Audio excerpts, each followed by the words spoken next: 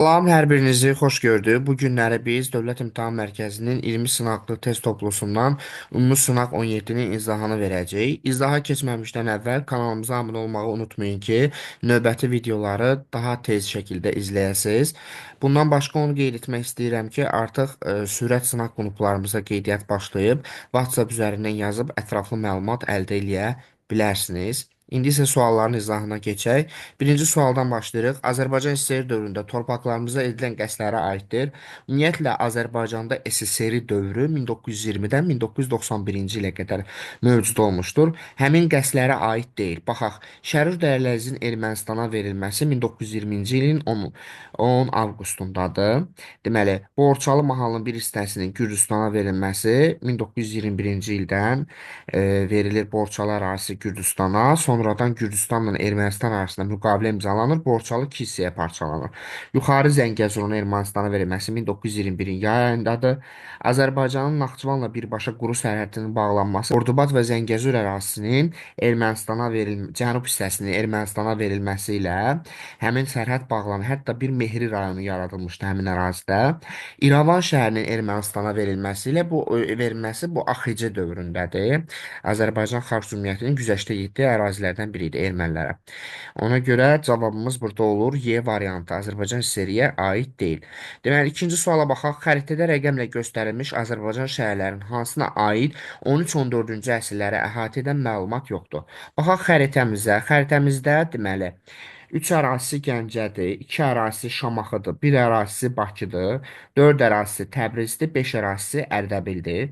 Xaricimşahlara qarşı deməli qeyd edirik ki, xaricimşahlara qarşı e, güclü üsyan baş vermişdir. Bu təbii ki 1231-ci ildə Usta Bəndərin üsyanı Gəncədə baş vermişdir. Yeni yaradılmış dövlətin mərkəzi olmuşdur. Yəqin ki 13-14-cü əsrlərdən söhbət gedirsə, Hulakilər dövlətinə Təbriz onların paytaxtlarından biri olmuşdur. Hulakilərin paytaxtı, yəni Elxanilərin paytaxtı Marağa, Sultaniyə, Təbriz, deməli Təbriz, Marağa, Sultaniyə yenidən Təbriz şəhəri olmuşdur. Baxaq, davam eləyək. Azərbaycanın ikinci liman şəhəridir Bakı. Dini mərkəzə çevrilmişdi Ərdəbil. Əlişah məscidi inşa olunmuşdur Təbriz ərazisi. Deməli, bizdə xəritədə yalnız Şamaxı haqqında məlumat verilməmişdir. Yəni, iki Şamaxı ərazisidir. Ona görə biz ikini götürəcəyik. Növbəti sualın izahına baxaq.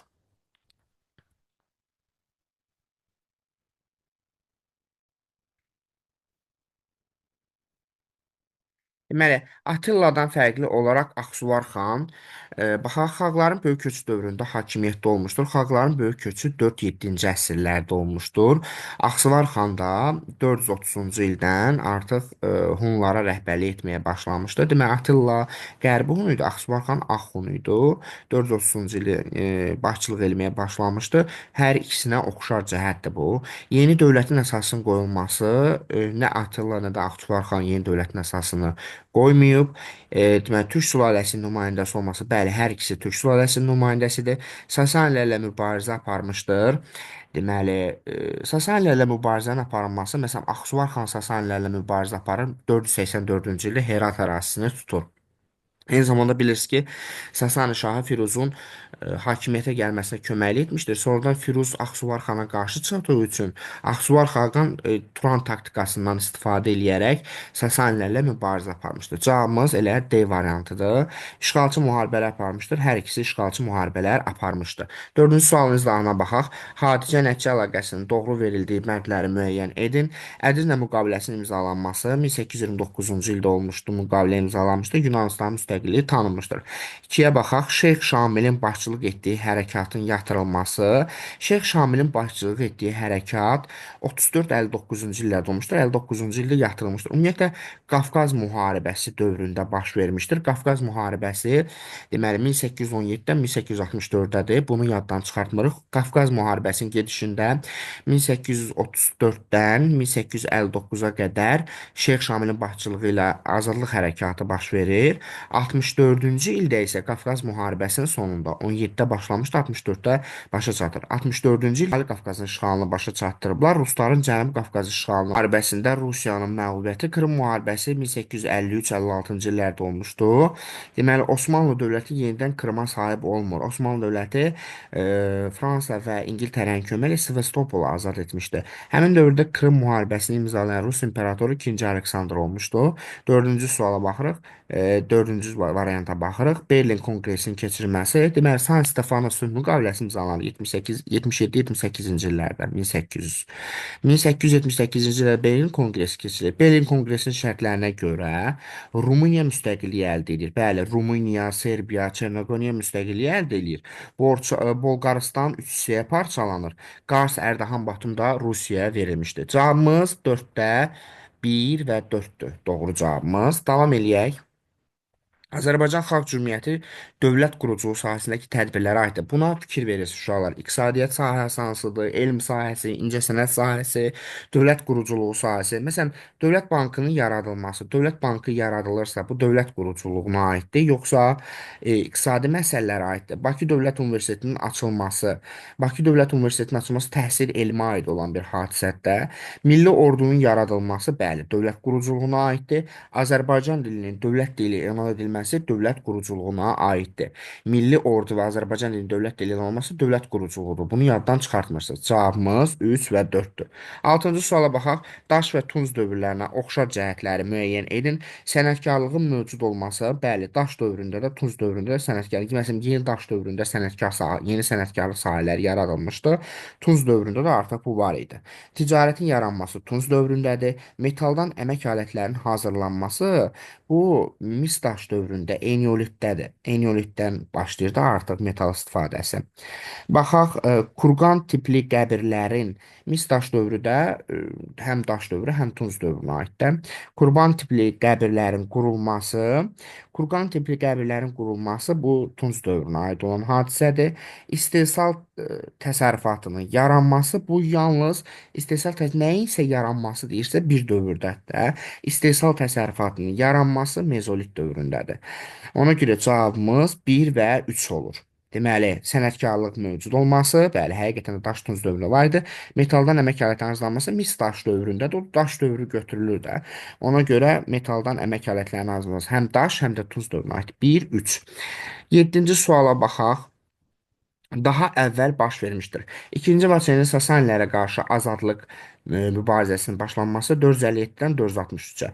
Arşakilərin Albaniyada hakimiyyətinə son qoyulması. Arşakilər 1-ci əsrdən başlayaraq 510-cu ilə qədər Albaniyada hökm sürmüşdülər.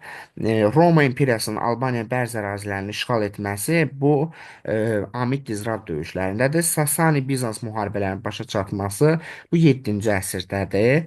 Deməli, Aqon Kilsə Məclisi 488-dir. Daha əvvəl baş verən isə təbii ki, Amid Dizrab döyüşləridir. 359-371-ci illərdə. Deməli, 8-ci sualın izahına baxaq. 7-də cavabımız C variantıdır. 8. Albaniya Arşakilər sülaləsi dövründə daxili siyasət və xarici siyasət. Baxaq.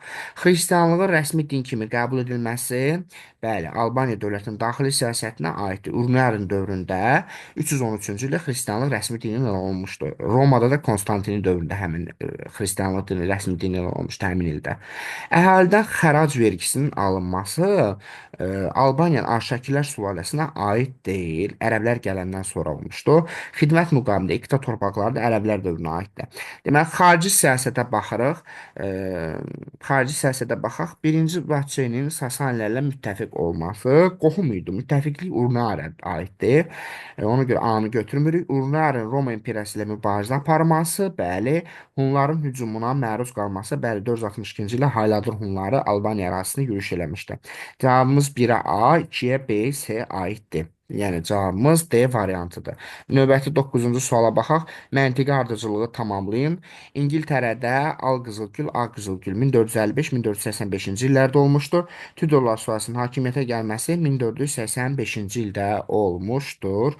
Deməli, bundan sonra nə olacaq? A variantına baxırıq. İngiltərədə mütləq monarxiya yaranmağa başlanması. Bəli, həqiqətən də İngiltərədə mütləq monarxiya yaranmağa başlanmışdır. O Ataliya üsyanı 381, deməli, 100 illik müharibədə İngiltərənin qalib görmüş 12337-1453-dür. Mərkəzləşmiş dövlətin əsasını qoyması Hastings döyüşündən sonra da 1066-cı ildir. Burju inqilabının baş verməsi uzunmüddətli parlament çağırılır 1640-dan 1653-ə qədər onun üçün fəaliyyət göstərir. Uzunmüddətli parlament həmin dövrdədir. Demək cavabımız A variantı. İngiltərədə mütləq monarxiyanın yaranmağa başlanması. Hələ burju inqilabı başlamamışdan əvvəl olur. Deməli, davam edirik 10-cu sualla. Xəritədə rəqəmlə verilmiş dövlətlərə uyğunluğu müəyyən edin. Baxaq, xəritədə rəqəmlə verilmiş bir ərazisi İtaliya ərazisidir, iki ərazisi Misir ərazisidir. Pun müharibəsində məğlub olmuşdur. Deməli, Pun müharibəsində məğlub olub, İtaliya Pun müharibəsində qalib, Roma Pun müharibəsində qalib gəlmişdi. Ona görə A variantı heç birinə aid deyil. Bütün variantlardan A nə Misirə aiddir, nə də Romaya aiddir. A-nı silsək bütün variantlardan elə avtomatik cavabımız C variantı çıxır. Baxaq, eradan əvvəl birinci mikdə ilk dövlətini yaratmışdır. Bu təbii ki Romaya aiddir. Sonra Hitlerlə müharibədə qalib gəlmişdir. Bu Misirə aiddir. Makedoniya İskəndərin yürüşünə məruz qalmışdır. Bu Misirə aiddir. Eradan əvvəl birinci mikdə Araq dəniz sahillərində ən güclü dövlətə çevrilmişdir. Bu Romaya aiddir. Deməli, baxaq 11-ci sualın izahına. Uyğunluq gözlənilmişdir. Orta Asiyada Hunların ilk dövlətini yaratdı. Mete xan yox, Teoman Tanhunun hakimiyyət dövründə. Deməli, eradan əvvəl birinci əsrdə Hunlar Xan sülaləsinin qoşunlarıyla toqquşdu. Bu Teoman Tanhun yox, Mete Tanhun dövründə. Sonra Mete Xaqanın dövründə Hunlar Çin paytaxtı Pekini ələ keçirdilər. Mete Xaqanın nə Mete'nin, nə Teomanın dövründə belə bir şey olmayıb. Hun dövləti Şərq və Qərb Hunlarına parçalandı eradan əvvəl. Birinci əsrin 50-ci illərində. Bəli, həqiqətən də Hun dövləti bu dövrdə iki hissəyə parçalanmışdı. Deməli, Hunlar Çin səddini inşa etdi. Teoman Tanhunun dövründə Çin səddini inşa etdirmişlər. Hunlar Çin səddini inşa edib, Çin səddini Çinlilər inşa etdirib, Hunlar inşa etdirməyib. Davam edək 12-ci sualla. Almaniya və Yaponiya tarixində 1930-cu illərin ikinci yarısına aiddir. Millətlər Cəmiyyətini tərk etmələri həm Almaniya, həm də Yaponiya Millətlər Cəmiyyətini 1933-də tərk edib. Almaniya Millətlər Cəmiyyətinə 1926-cı ildə daxil olmuşdu. Anti-Komintern paktı imzalamalar, bəli, həqiqətən də Almaniya və Yaponiya 1936-cı ildə Anti-Komintern paktı imzalayıblar. İşğalçı müharibələrə başlamaları, Sovet qoşunları toqquşmalar Afrika əməkdaşlarına aid deyil. Növbəti 13-ə baxırıq. Eyler-Venn diaqramına uyğun bəndləri müəyyən edin. Təbriz, Bakı və Naxçıvan. Baxaq, paytaxt şəhər olması bu həm Təbriz, həm Bakı, həm də Naxçıvana aiddir. Darümülk memarlıq abidəsinin inşa edilməsi bu təbii ki Naxçıvan ərazisinə aiddir. O Eldənizlər dövründə memarlıq abidələrindəndir. Daha sonra Axsumqullərin əlindən alınması 1175 Məhəmməd Can Pəhləvanın dövründədir. Bu Təbriz ərazisinə aiddir. Təbriz Axsumqullərdən alınır. Daha sonra Azərbaycanın ən böyük liman şəhəri olması. Deməli, Azərbaycanın ən böyük liman şəhəri Dərbənd idi. Dərbənd də variantları da yoxdur. Sonra Şirvanşahların paytaxtına çevrilməsi. Şirvanşahların paytaxtına çevrilib Bakı. 1192-ci ildə zəlzələ olur, Şamaxıdan Bakıya köçürülür paytaxt. Cavabımız C variantıdır. Növbəti sual izahına baxaq. 14-cü sual. 44 günlük Vətən müharibəsi və antiterror əməliyyatına aiddir. 44 günlük Vətən müharibəsi 20 sentyabrdan 10 noyabra kimi davam eləmişdi. Antiterror əməliyyatı, baxaq, Şuşa şəhərinin azad edilməsi ilə hərbi əməliyyatlar dayandırıldı. Şuşa şəhərinin azad edilməsi ilə hərbi əməliyyatlar dayandırıldı. Bu təbii ki hansına aid olacaq? Deməli, Şuşa şəhərinin azad edilməsi ilə hərbi əməliyyatlar dayandırıldı. Yəni 44 günlük Vətən müharibəsində Şuşa şəhərinin azad edilməsi ilə hərbi əməliyyatlar dayandırılmamışdı, davam edirdi. Daha sonra Azərbaycan Qarabağda suveren hüquqlarını tam bərpa etdi. Azərbaycan Qarabağda suveren hüquqlarını tam bərpa edib, terror əməliyyatına daha doğrusu Xankəndi azad olunanlar da suverenlik günü elan edildi də həmin gün. Deməli, qondarma Dağlıq Qarabağ Muxtar Vilayətinin ləğv edilməsi nəticələndi. Deməli, bu antiterror əməliyyatı nəticəsində idi. Cəbrayıl rayonu azad edildi. Bu 44 günlük Vətən müharibəsi dövründə idi ki, Cəbrayıl rayonu işğaldan azad edildi. Deməli, Ağdam şəhəri düşməndən təmizləndi. Ağdam şəhəri düşməndən təmizləndi 20 noyabrda. Həmin dövr heç ikinci Vətən müharibəsi dövrünə düşmür. Ona görə onu götürmürük. Cavabımız B variantıdır. 15-ci sual. Soyuq müharibə dövrünə aid deyil. Soyuq müharibə dövrünə aid deyil. Soyuq müharibə ümumiyyətlə 1946-dan 91-ci ilə qədər olmuşdur. Praqa baharının baş verməsi 1968, Hindistan-Pakistan müharibəsinin baş verməsi 48-49, Ərəb-İsrail müharibəsinin başlanması 1973, Ərəb baharı 2010-cu ildir. Ona görə soyuq müharibə dövrünə düşmür. Birinci Körfəz müharibəsi də 1990-cı ildə başlamışdı. Deməli, 16-cı sualın izahına baxırıq. 18-ci əsrdə Misri ələ keçirmişdir. Bu Fransaya aiddir. 17-ci əsr hakimiyyətə yeni sülalə gəlmişdir. Bu İngiltərəyə aiddir. Yəni uyğunluğu müəyyən göstərilənlər hansı dövlətə məlumat yoxdur, istəyir bizdən. 17-ci əsrin ikinci əsrdə səhər dövləti ilə müqavilə bağlanmışdır. Rusiyaya aiddir. 18-ci əsrdə ilk dəfə müstəqillik Avropa dövlətləri tərəfindən tanınmışdır. Bu da Amerika Birləşmiş Ştatlarına aiddir. Burada biz Osmanlı'nın adını çəkmədik. Osmanlı yoxdur. Daha sonra davam ilə Qaraqoyunlu Cahanşah və Ağqoyunlu Həsən Paşanın fəaliyyətinə ümumi cəhətləri müəyyən edin. Baxaq, Səfəvilər ilə müttəfiq olmuşdur. Ümumi cəhət istəyir bizdən. Səfəvi dövləti ilə Qaraqoyun dövləti, Səfəvi dövləti yarananda yox idi. Ona görə biri bütün variantlardan çıxır. Qalacağımız B və C variantı. Osmanlı dövləti 2-ci Mehmet ilə dostluq münasibətləri qurmuşdur. Yalnız Qaraqoyunlu Cahanşah. Sonradan Ağqoyunlular dalaşır amma. Deməli, Şirvanşahlarla müttəfiq olmuşdur. Bəli, hər ikisi Şirvanşahlarla müttəfiq olmuşdur. Hərbi sahədə islahat keçmişdir. Bəli, hər ikisi Teymurilərlə müharibə aparmışdır. Bəli, cavabımız 3, 4, 5. 18-ci suala baxaq. Azərbaycanı 16-cı əsrdə vahid halda birləşdirmişdir. Deməli, eramızdan əvvəl göstərilənlər arasında bu dövlətə aid məlumat yoxdur. Azərbaycan 16-cı əsrdə vahid halda birləşmişdir. Səfəvilər. Eramızın ilk miniliyində mövcud olmuşdur. Deməli, eramızın ilk minilliyi o feodal dövlətlərdə mövcud olanlar ilk minilliyində 10-cu əsr, amma 11-ci əsr Səlcuqlar, 12-ci əsrdə Eldənizlər. Bunlar 2 minillik deyil axı, artıq 1 minilliyimizdə 10 əsr var. 11-ci olanda 2-ci minilliyə keçir. Ona görə aid deyil. Deməli, 9-10-10-cu əsrlərdə Şirvan və Dərbəndi tabe etmişdir. Bu, Sacı Salari dövlətinə aiddir. Azərbaycan vahid halda birləşən dövlətlərə aiddir. Deməli, dövlətin paytaxtları tarixi Azərbaycan şəhərləri olmuşdur. Deməli, Eldənizlər dövlətin paytaxtı tarixi Azərbaycan şəhəri idi. Sonra Sacilər paytaxtı, Salarilərin paytaxtı, Səfəvilərin paytaxtı. Biz burada Səlcuqlar haqqında heç bir məlumatı görmədik. Ona görə cavabımız D variantıdır. 19-cu suala baxaq. 19-cu əsrin 70-ci illərində Şimali Azərbaycanda baş vermiş hadisələrə aiddir. Zaqatala dairəsində təhkimçilik ləğv edilmişdir 1912-13-cü il aqrar qanunlarına əsasən. Balaxanın mədələrində kəndlilərin məcburi əməyi, icbari əməyi 1864-dür.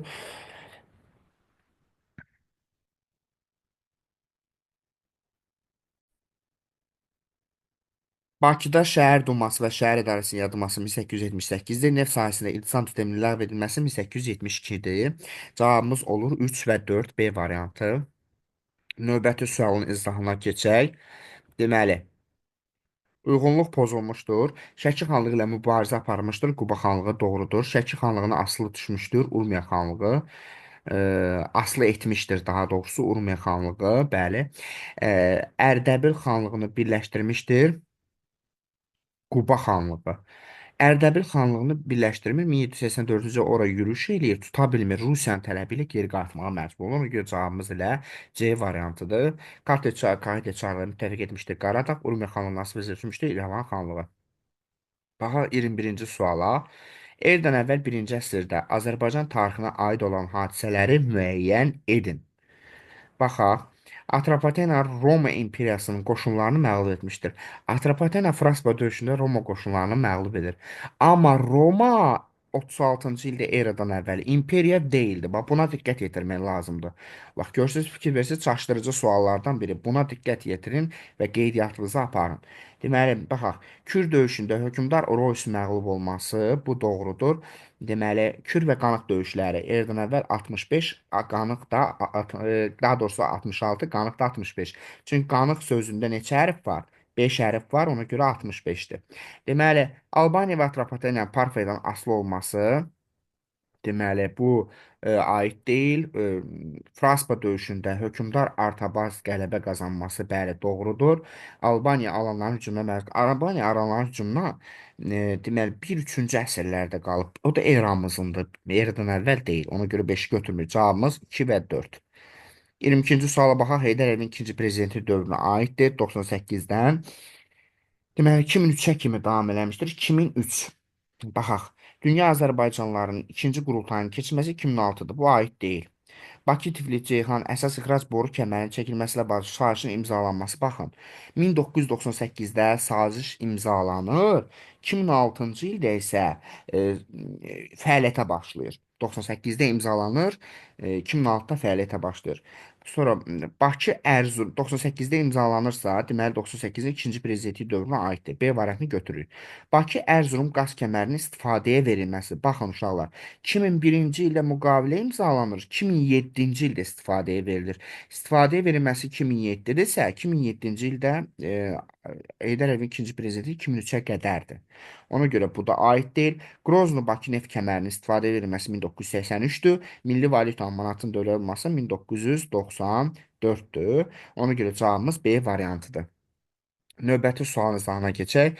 23-cü sual. Osmanlı dövlətinin 16-cı əsr tarixi hadisələrini müəyyən edin. Dərbənd şəhərinin tutulması bu deyir ki, 1590-cı ildə Səfəvilərlə Osmanlı arasında İstanbul sülh müqaviləsi imzalanmışdır. Ərdəbil, Xalxal, Qaradağ, Zəncan, Qəzvin, Lənkəran əraziləri istinə olmaqla bütün Azərbaycan torpaqları Osmanlıya verilmişdi. Ona görə Dərbənd şəhərinin tutulmasını götürürük.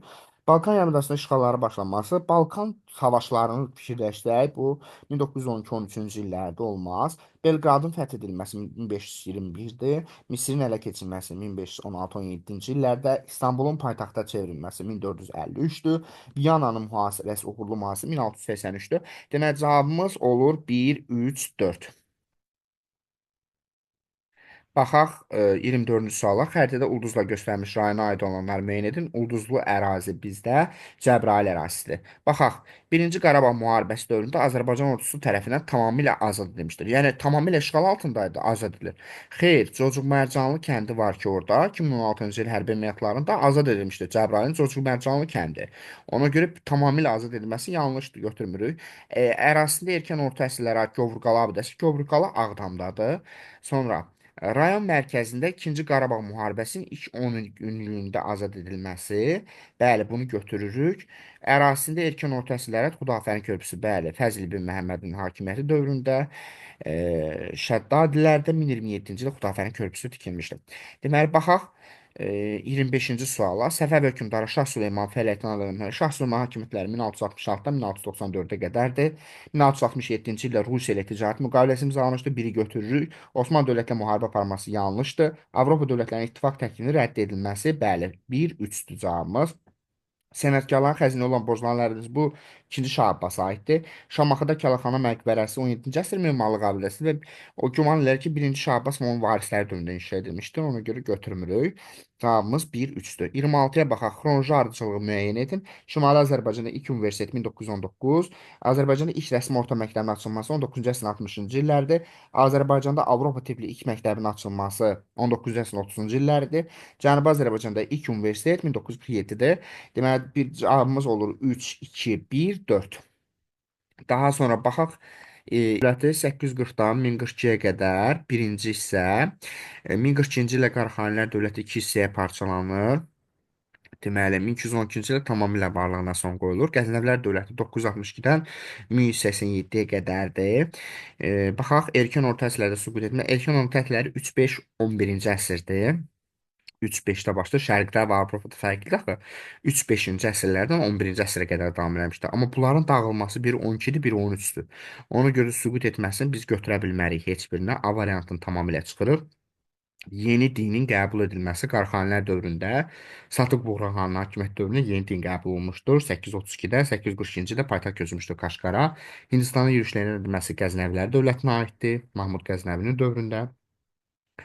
11-ci əsrdə kilsəyə parçalanmışdır. Təbii ki, bu Qaraxanilər dövləti yenə dedim 840-dan 1042-yə qədər birinci mərhələdə 1042-də kilsəyə parçalanan Qaraxanilər 1212-ci ildə tamamilə son qoyulur. Səlcuqlar tərəfindən süquta uğradılması isə heç birinə aid deyil.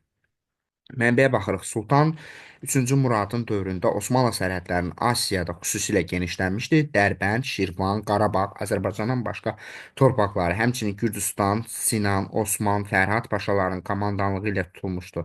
Onun dövründə Osmanlı vilayətləri nizamlı təşkilatlanmaya malik idi. Xəzər dənizində donanma qurulmuş, böyük zəfərlər qazanmışdı.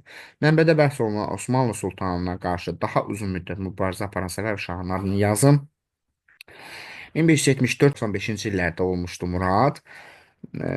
Onun hakimiyyəti dövrünə yaxın Məhəmməd Xudabəndədir. Məhəmməd Xudabəndənin biz adını qeyd edirik. Mənbədə bəhs edilən dövrdə xarici siyasət ilə müharibədə qabaqcıl ölkələrin xarici siyasət arasındakı əsas fərqi yazın.